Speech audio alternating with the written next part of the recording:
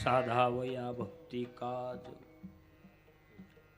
नाही लाज धरीत ऐशी आशी शरण जावे शक्ती जीवे न वंची भीष्मपण केला खरा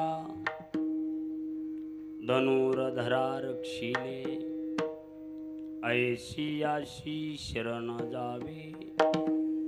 शक्ती जीवे न वंची तुका म्हणे साक्षे हाती तुका म्हणे साक्षे हाती तो म्या चित्ती धरियला